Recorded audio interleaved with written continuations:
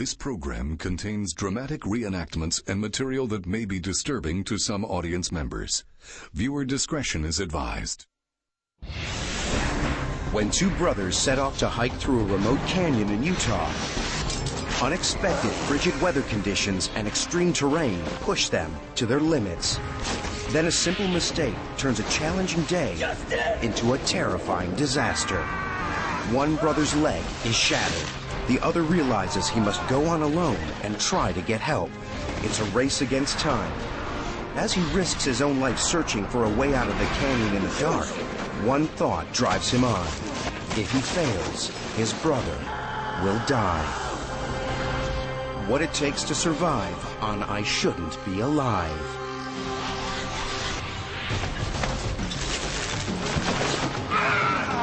Just stop screaming! Just stop it! Calm down! I'm coming! I'm coming!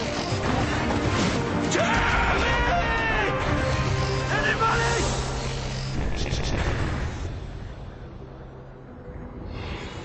Southern Utah. This majestic western landscape is the result of 25 million years of erosion. It's harsh and uninhabited, but enticing to adventurous hikers like Justin and Jeremy Harris. Jeremy and I have shared a lot of experiences as brothers. Justin's always been an icon to me. He's always been someone that I looked up to.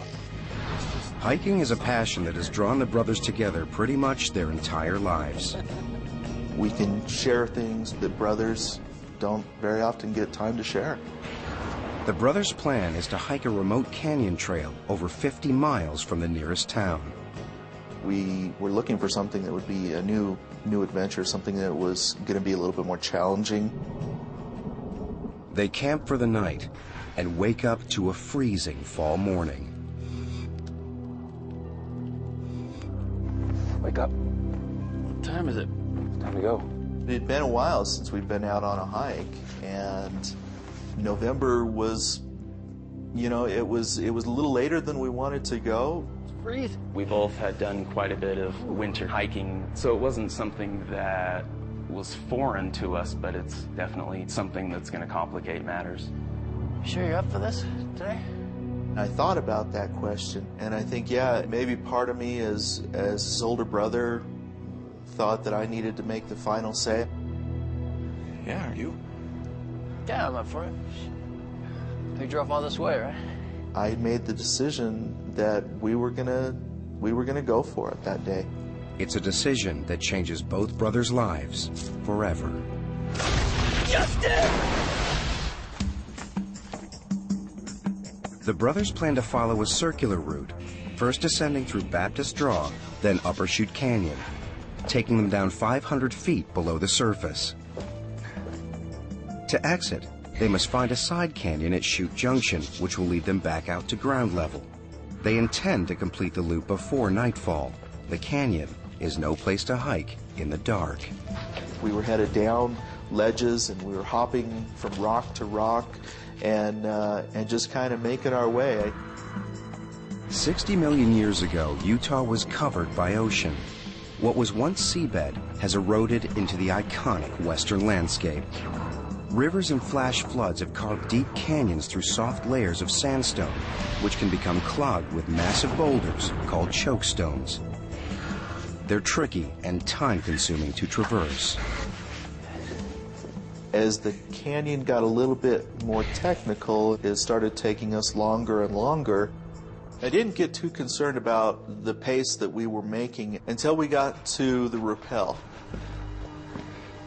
The rappel is a steep drop which they'll need to descend using ropes. It's very cold, it's getting late, and I was starting to get nervous at that point. How far down do you think that is? 6,000 to 7,000 feet. You know, you're my least favorite brother. I know. Justin had not rappelled ever before, had never even put a harness on. That was something that I knew was going to be a challenge. It was a good drop. It wasn't something that you would survive if you fell from. See? It's nothing to worry about. I'm not worried. A little terrified, maybe. Not worried. You'll be fine.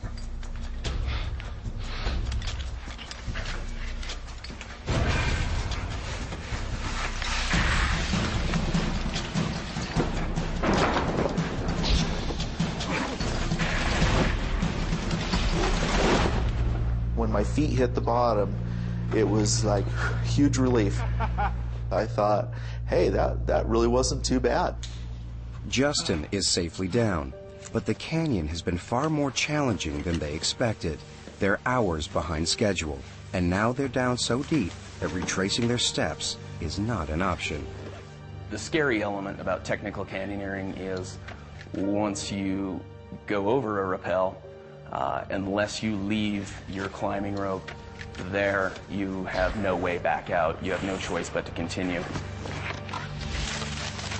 The brothers must move faster if they're to make the side canyon exit before dark. Then the canyon throws up an unexpected obstacle. Well, it wasn't more than 100 yards, and we ran into a huge chokestone. That is not on the trail notes. Let me see. And this was one that was about the size of a garage. Find an anchor for this. The tension was increasing, the pressure was on. We really needed to get a move on.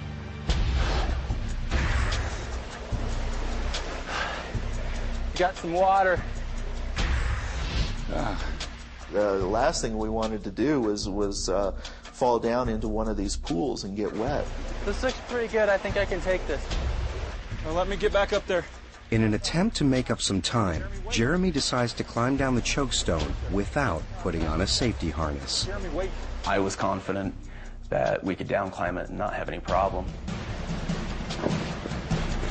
No, Jeremy, wait.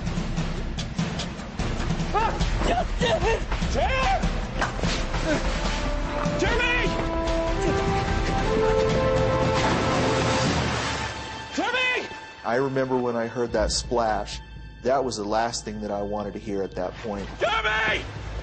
Jeremy! Jeremy!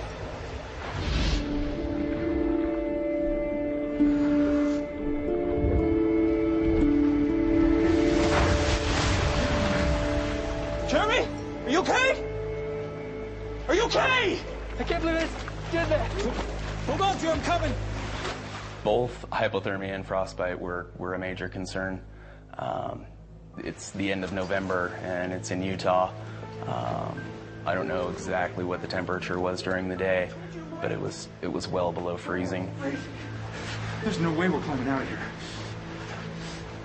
Just double time the rest of the canyon. Get back to camp. Dusk is just 3 hours away, and the temperature's dropping fast. Come on, let's get you warm. Justin and Jeremy will have to pick up the pace if they're to complete their circular route before dark. Warm fire. Hot coffee. Feel real good right now. I think we were even in a bigger hurry after that happened.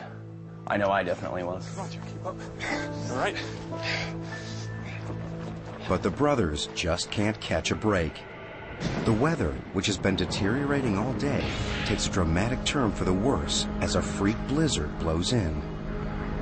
It probably wasn't 10, 15 minutes before there was maybe an inch of snow.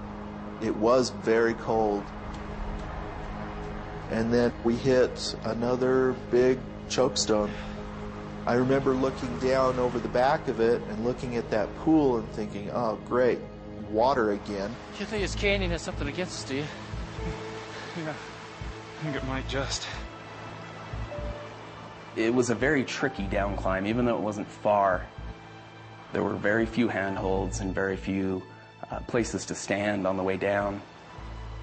And footing was a little slippery because of the snow. I'm slipping. I'm slipping. I'm glad you were there. And I remember just holding on to his hand because that was the firmest thing that I had to hold on to. Okay. I remember feeling a shift in his movement and believing he was going to jump to the floor because it really wasn't that far. I let go.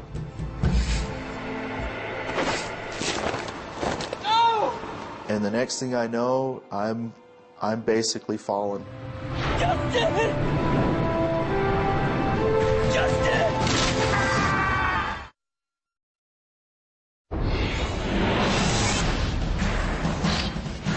Justin and Jeremy Harris are 500 feet down Chute Canyon when a simple mistake causes Justin to plummet into a shallow pool of icy water.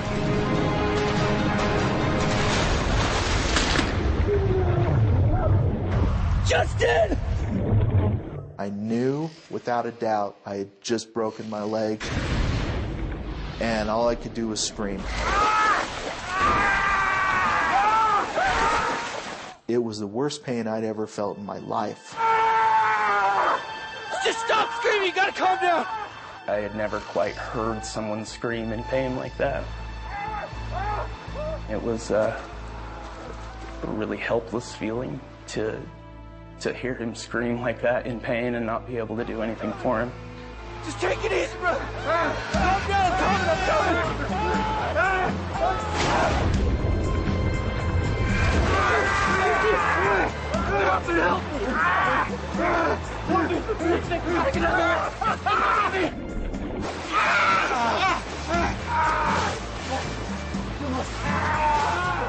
And I could really feel how bad he was hurt. It looks bad enough from the outside, but inside, his leg's in real trouble. His shin bone is shattered in 6 places. Internal bleeding is causing the muscle compartments to swell, which is starting to restrict blood flow to other parts of his body. What Justin and Jeremy don't know is that this is a life-threatening injury. It was very obvious that there were things in places where they shouldn't be. When I looked in Jeremy's eyes, I could tell just how scared he was.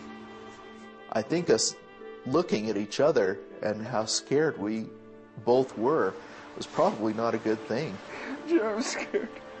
You're fine. You think? Yeah, we're gonna get through this. That was really hard to be the one to take charge, because forever before, he was the person that I would look to when I didn't know what to do. Both brothers know there's only one course of action. Jeremy has to go for help, alone. Jeremy! If I was going to get out of there, it was going to be up to Jeremy. You got maybe an hour flight. I was going to leave him there and hike out, which is really hard to do for the fact that, 1, it's my brother that I know and love very much, and 2, that real soon I'm going to be by myself. Okay, I'm gonna have to move me. Up against the wall, out of the wind. You ready? Just do it, do it! I think both of us knew just how serious of a situation we were in. Justin's in real jeopardy. Between his injured leg and the freezing temperatures, his chances of surviving will decrease by the hour. Jeremy's going to have to hustle. It's 4 more miles to the side canyon exit, and the light is fading fast. How you feeling? Good. Considering I've never been this scared. You'll be fine. When we started divvying things out and going through the backpack, we came across my camera, and one of the last things that we did was take a picture of each other, because I remember saying, well, we better take a picture of each other if we don't ever see each other again.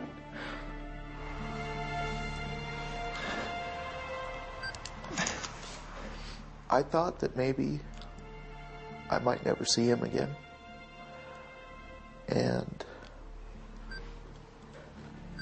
I thought he might never see me again. And those things, yeah, those things go through your head. What are they saying about you? Being my least favorite brother? I never liked you much either.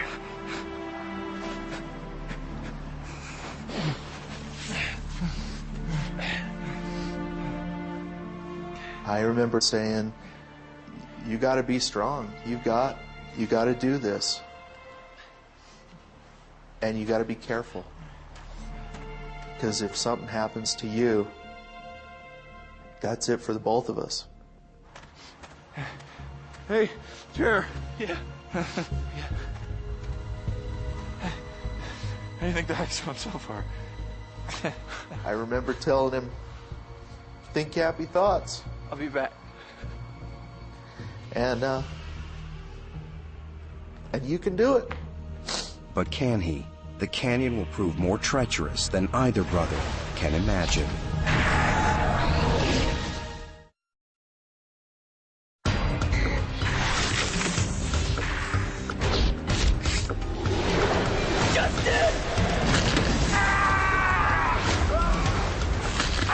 Justin Harris is trapped in a freezing canyon with a broken leg. As the day ends, his brother Jeremy can find no sign of the side canyon that will lead him back out to their campsite and car. When it went from light to dark, it was so hard to conceive how far I'd gone, but I kept thinking that I had gone too far. And I ran into pools, and lots of them.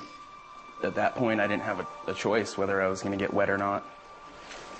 What I was looking for was the last canyon that would take me back to near where we started. And I had these trail notes in a pocket on the side of my leg, which was open. It was unzipped and didn't realize that. I looked down and watched water wash into that pocket and wash my trail notes out. It's so murky and so muddy you can't see anything in it. But just probing through the water with my hands trying to find it, I couldn't find it. So I continued on. It's been 5 hours since Jeremy left his brother. By now, he expected to reach their car and summon help. Deep in the canyon, Justin is beginning to realize just how badly his leg is hurt. I start feeling this interesting sensation, and I haven't checked on my leg in a while, but it feels like maybe I'm bleeding. I'm looking at it and I'm seeing these blisters, these huge blisters that are coming to the surface on my leg. They're rupturing and the fluid is running down my leg. And the swelling has gotten a lot worse. And I didn't know exactly what to make of this. I knew it couldn't be good. The swelling in Justin's broken leg has created so much pressure that the blood fluids have burst their veins and capillaries. This fluid forces the upper layers of the skin away from the underlying flesh, creating fracture blisters. If infection sets in, Justin may lose his leg, even his life.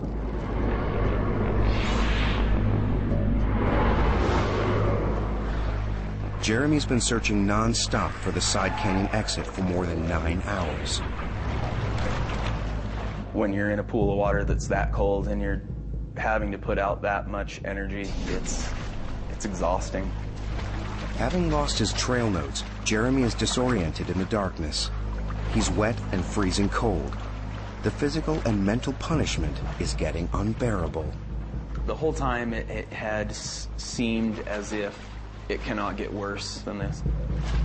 And it just continued to get worse and worse and worse.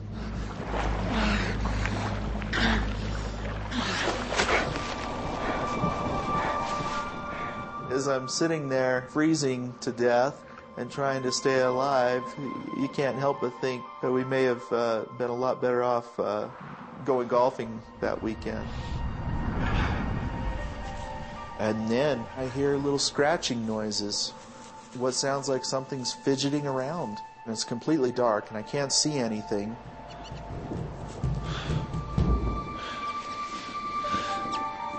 Hey. What are you doing down here? As soon as I located this little guy, it was kind of great to have somebody there with me, even if it was a little mouse. A nut? A raisin? A freeze-dried banana? Got some of that in here. We kind of became pals there for a little while. How about the Lakers, huh? It was nice to have a little visitor come see me.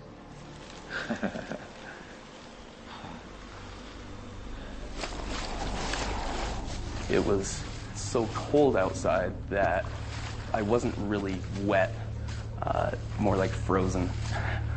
And I would have these clods of ice that would build up that I would have to break off in order to just continue moving.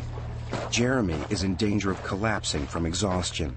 If he does, he could easily die of hypothermia in his cold, wet clothes. He needs to rest and dry out.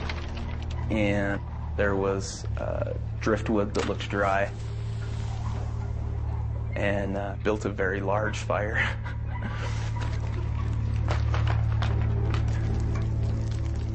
It was so cold that I had to be so close to the fire to get warmth from it. Almost had to lay in it. I just wanted to feel dry for a minute. And at the same time, it was very hard to do. I felt really guilty stopping and building a fire. More guilty than I'd ever felt before. Jeremy needs to get going as soon as he can. But exhaustion gets the better of him, and before he knows it, he's passed out next to the fire.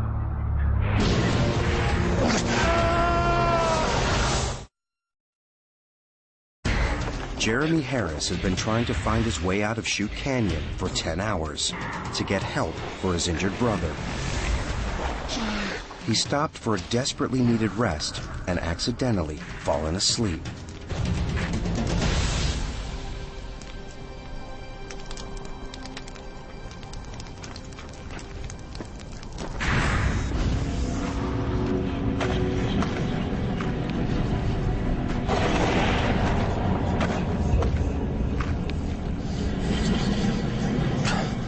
Hey, my brother. Wake up. What time is it? Time to go. Jeremy wakes from one nightmare, only to find himself in another, as he realizes that his clothes are beginning to catch fire. I burnt almost everything.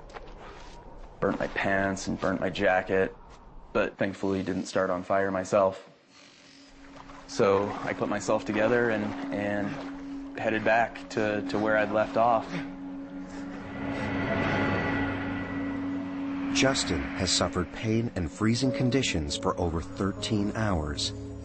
Now his metabolism has slowed to a dangerous point. If he loses consciousness, he'll die.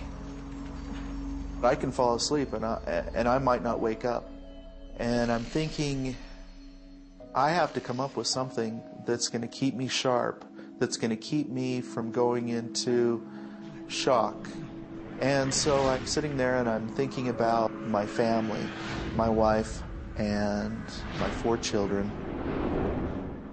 And the thought comes to me, just repeat over and over again their names and their birth dates. Madison Patricia Harris. April 5th, 2000. Tanner Justin Harris. July 28th, 1996. Mackenzie Susan Harris. Mackenzie Susan Harris. May 1st, 1995 and 95. And my oldest boy, Skylar Christopher Harris. Christopher Harris, December 3rd. And I knew if I can do this 100 times and I don't get anything wrong and I don't forget what I'm doing, then I'm doing okay. Jeremy knows he should have been out of the canyon hours ago. When he comes across a series of sheer descents, it hits him hard how completely lost he is. I'm going the wrong way. Never saw it. Maybe I veered off. All he can think to do is to keep on going. There were definitely points that made me strongly question that I was not in the right place. The trail notes Jeremy lost made no mention of any steep climbs before the exit he's trying to find. Something was wrong. I knew something was wrong. And I hadn't seen my side canyon. Even in daylight, this climb would be a challenge. In the dark, without the right equipment, it's practically suicidal. But the choice is simple. Keep going, or his brother dies. Jeremy! The way I'm going, that's the way. The state of mind that I was in was really insane. How do you know that? Really emotional. Don't. I didn't feel like I was talking to God, You sure this is the right way? but I had to talk to somebody. I'm going the wrong way. Patricia Harris. April 5th, 2000. Mackenzie Susan Harris. Mackenzie Susan Harris. May 1st, 1995. Skylar Christopher Harris. December 3rd. Patricia. I got stuck. And all of a sudden I realized that one of my worst fears is happening, that I might be starting to lose grip on the situation. And that really scared me. And so as painful as it was, I pretty much forced myself to stand up and endure some pain to try and get my system in check.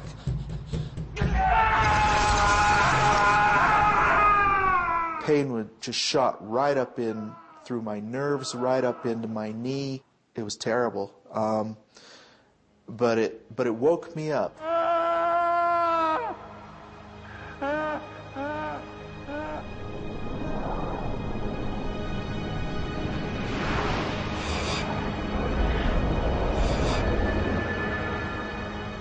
Jeremy's toughed it out through the night. Having survived the down climbs in the dark, his anxious search for the side canyon exit now enters its 16th hour.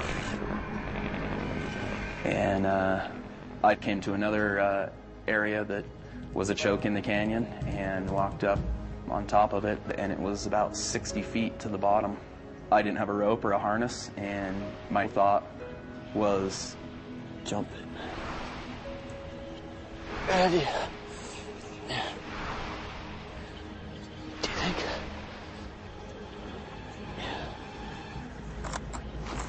I was going to jump off the top of this into this pool. Jump it. Jeremy's too tired to think straight. His chances of surviving the jump are practically zero.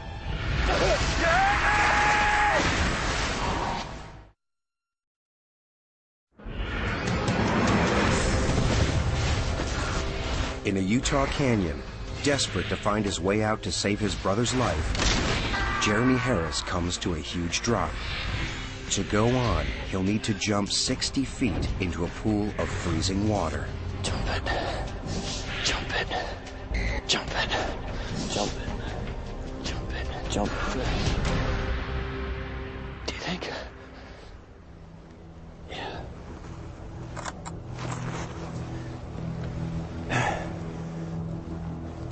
And I picked up this rock and threw it off. I remember watching that rock fall through the air and hit the pool. I instantly, my mind switched. I was like, no, what are you thinking? That's impossible. That's ridiculous. I don't know how much more this I can take. Immediately, my thoughts reversed, and my plan changed to go back to Justin. Retracing his steps, all Jeremy wants to do now is sit it out with his brother and hope someone comes looking for them. And then I realized what it was going to take to get back there. What it will take is to climb back up the steep cliffs that he barely managed to get down the night before. It was literally having to do the impossible.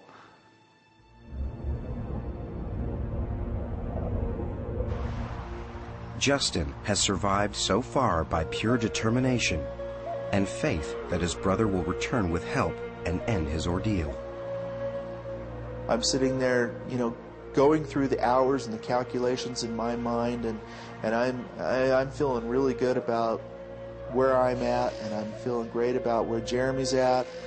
I'm thinking in my mind that he's probably back to camp, and he's got help coming, and I'm going to get out of here, and I'm going to have one heck of a story to tell. And hopefully my wife won't kill me when I get home. And I'm laying there, and I'm just about as relaxed as I've been the whole time. And then the sun goes away.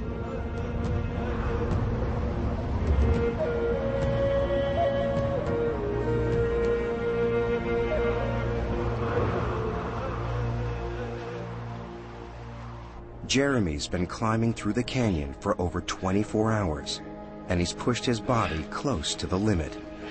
But he won't stop now. He's fueled by the will to get back to his brother. Climbing up and taking so much energy, getting part of the way or most of the way up, I had never felt so drained.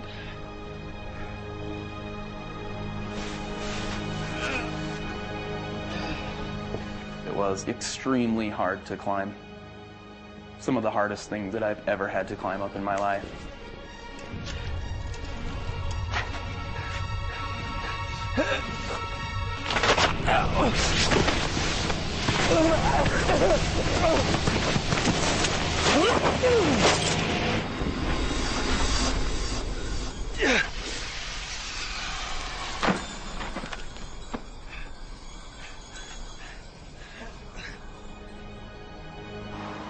Miles away, Justin's outlook is even more grim. There's no sign of a rescue party, and with the weather worsening now, he must try to get out of the snow. I'm thinking that by now I should have seen somebody.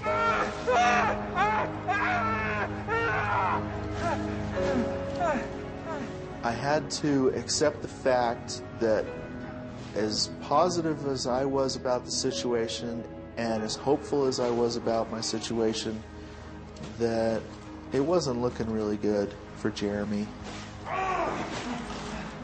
And now it wasn't looking really good for me.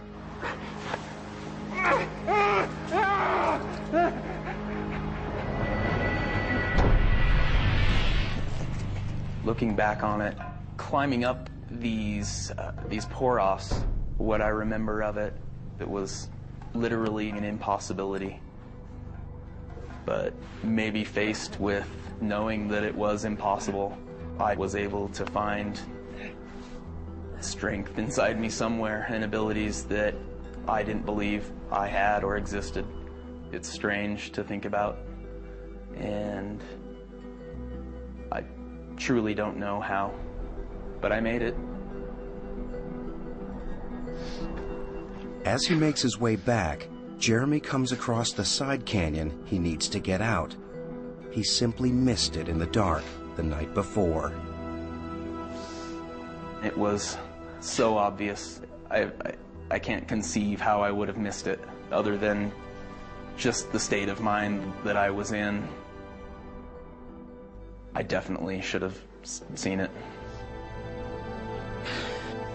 Finally, Jeremy can escape from the canyon and get back to their car and get help.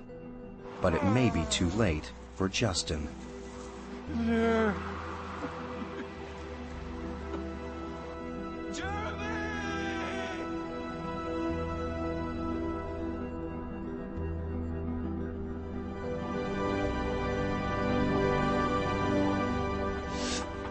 I really wasn't sure where camp was at.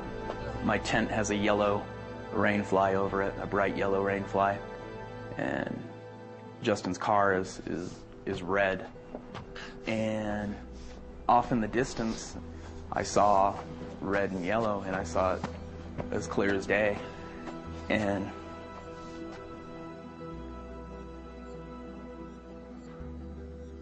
literally dropped to my knees and was so thankful that I was back. Thank you. And I'm on my knees and I look up and it wasn't there. I wasn't seeing what I thought I saw. Jeremy is so exhausted and dehydrated that his brain starts trying to save energy. Rather than processing the real world in front of him, it produces hallucinations, remembered images of what he wants to see, not what's actually there. And it was kind of just the roller coaster ride continuing.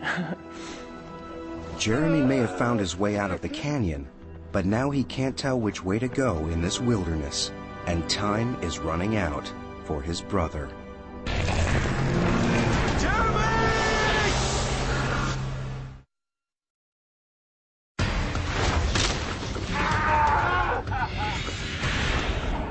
Justin Harris is beginning to lose both his battle to survive and his belief that his brother Jeremy has made it out of the canyon alive. Jeremy? Jeremy!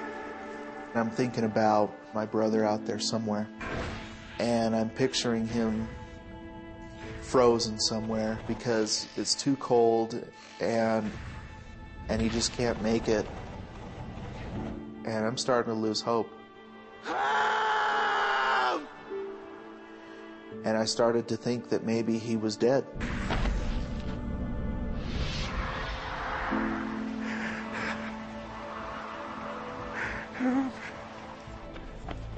It's really hard to convey to someone how exhausted I was. I'd gone so far beyond what I had imagined my limits were. But did make it back to camp. I wasn't sure whether I should believe that it was really there or not. I hadn't really even thought about my own physical condition. I was a wreck, and kind of amazed at the fact that I was even alive. The brothers estimated it would take Jeremy about 5 hours to reach the campsite. In fact, it has taken him more than 26. I couldn't get any service. I remember holding the phone up over the top of the car and couldn't get a signal. While Jeremy tries to call 911, Justin is close to the edge. Fearing death, he knows he must force himself to stay awake. All you want to do is lay down and just go to sleep for a little while. And I thought about just how easy that would be. And I'm hoping that I can go through another hour. I can get through 2 hours, and then you get through that hour, and time passes.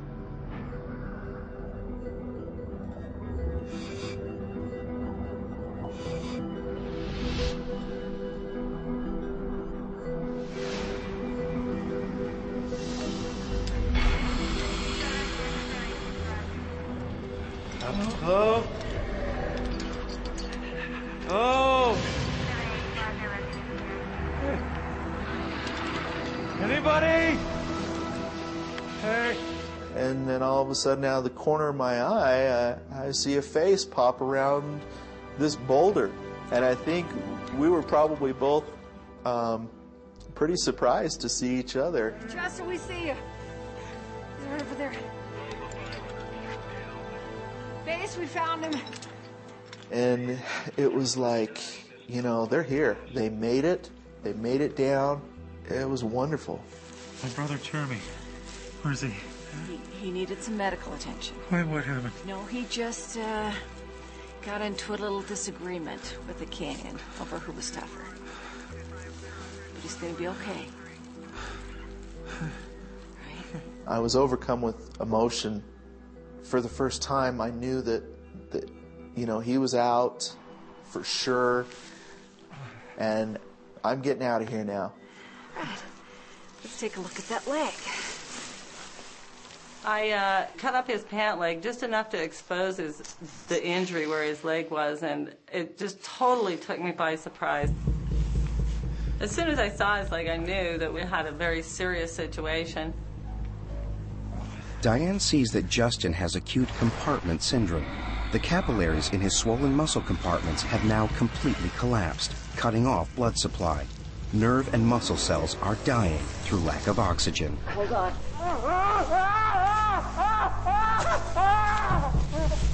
When your blood doesn't circulate down through your body continuously, acids build up in your body, and if they are rapidly released back into the system, they'll go to your heart and it'll kill you. I really thought at that time he has a really high potential of losing his leg, but even more so of losing his life. There you go.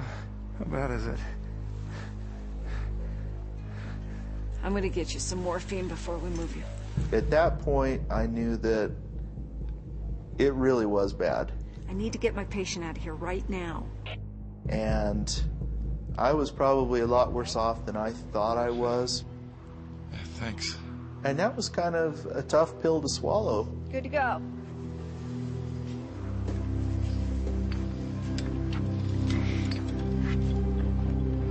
I'm laying flat on my back, and you know, for the first time, I'm getting a pretty good view of the canyon that we came down to see, and so I'm kind of looking around, and it's a nice canyon.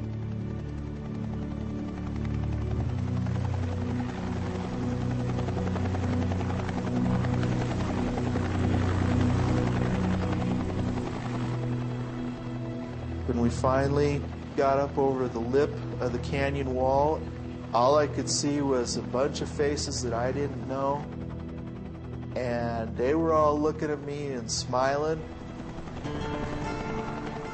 Thank you. Okay. Thanks. You do great. Thank you, guys. Hey, Justin, you want to talk to your wife?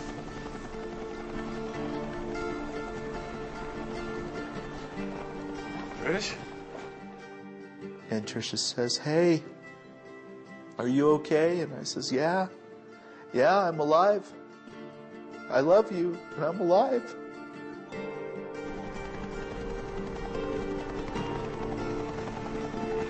Jeremy and Justin are reunited at the hospital in Salt Lake City. And I remember thinking, he's just going to go into surgery and they're going to fix his leg. And he's going to be just fine, and that's far from the truth. Justin spent 90 days in the hospital and endured 13 operations. Despite it all, the doctors couldn't save his leg. It was too much to bear. I still felt so guilty. Jeremy and I lived through something that we shouldn't have, and the experience of going through that with someone is powerful. I think just being born of the same mother doesn't make you brothers, and the term brother is a very sacred term to me, and Justin's definitely my brother. Neither Justin nor Jeremy have ever gone canyoneering again, but their bond is stronger than ever since they beat the odds that cold November weekend and lived to tell the story of how they shouldn't be alive.